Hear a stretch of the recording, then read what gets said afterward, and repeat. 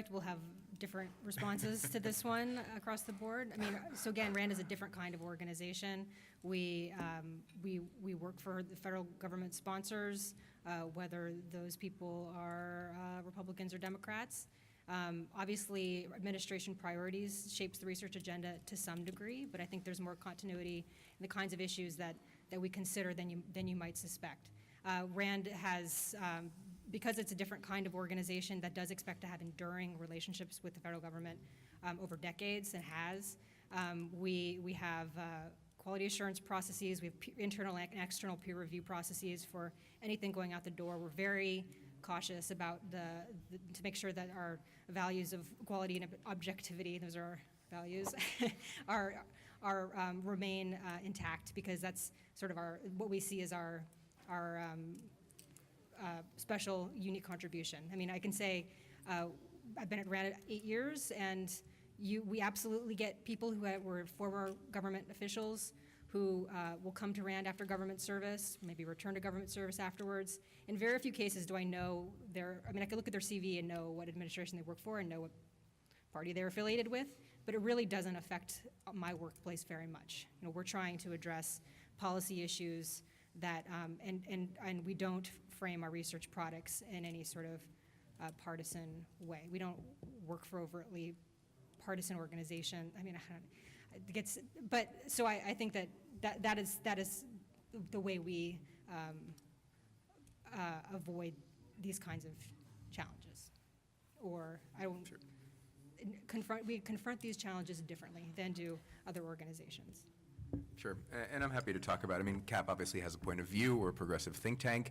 You know, I have been, I think, pleasantly surprised that issue has not come up as much as I am asked about it, which I think is a very fair question, and certainly one of the things that we're most asked about as working for a think tank with a point of view. I mean, I think the way I generally describe it, in most cases we're asking different questions rather than trying to pigeonhole things that might not be supported by the sources. You know, I think because we're in the spotlight and because we have a point of view, have to have a very high standard of scholarship, because our work is going to be picked apart by people who don't agree with us. And so, you know, we might be talking about different things and having a very different set of research agendas than people who might, for example, oppose more immigration to the country, and we're a pro-immigration think tank.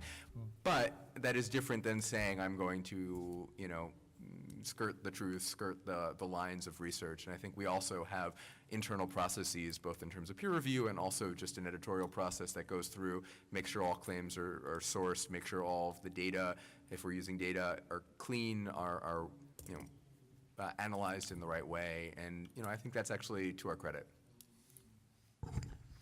One wonders, with all these processes, how could there possibly be any disagreement in the world? On immigration, there isn't, obviously. I wouldn't know. I don't do it. I think maybe I should sort of start by saying that the United States is weird in the sense that we separate, and this is legal, this is not something that Heritage came up with. The United States legally separates being ideological from being political.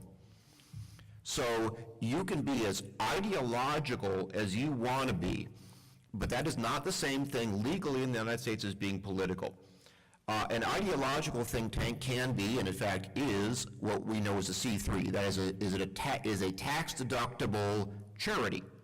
You give money to Heritage, it's tax-deductible, presuming it's the C3 side. Same thing for CAP on the C3 side. If you want to be political, that's the C4, the non-tax-deductible side, and both CAP and Heritage have C4 arms as well. The difference, and this is strange, and I'm not defending it, I'm just stating what I understand to be a fact, is that to be political is to issue a call to action. That is, I could write and say that, you know, the bill currently pending before Congress gives everyone in the United States the power to fly by flapping their arms and transmute base metals to gold by touching them. But I can't say, and you should vote for it, right? Because the first is analysis. The second is a call to action. I could say that candidate X's plan to kill every firstborn child in the United States would pose serious problems for the Social Security system, but I can't therefore say you should probably vote against this individual, because that's a call to action. So one way that C3s avoid this is by following this arcane, heavily policed, at least inside Heritage, rule. We, at least internally, have to report our time in 15-minute increments every day to make sure that we're not getting anywhere close to the allowable contact threshold with relevant individuals. And I won't even bore you to describe how we define them. So we're pretty strict about this. But sort of on a personal level, how do you deal with it?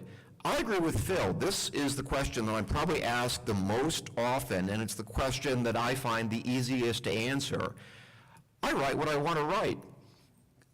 And, you know, as I said, I was assigned one paper. It was a subject. I wasn't told what to write on it. I wrote the paper and, you know, moved on.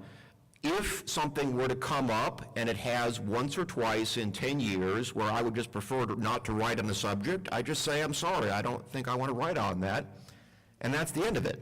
You know, the world is wide, and there are a great many things to write about, and almost all of them are urgent and undercovered. And it's a person of very poor imagination who can't find something else to move on to and not talk about issue X or Y where you happen not to be 100% aligned with whatever your colleagues' views happen to be on it. My last published piece was a parody of 'Twas the Night Before Christmas from the point of view of a protectionist, including President Obama and President Trump. And, you know, it sailed through Heritage internal procedures with a couple of chuckles and absolutely no complaints whatsoever. So, you know, I had fun with that one. It's not been an issue for me, and I think it's not been an issue for a lot of other people.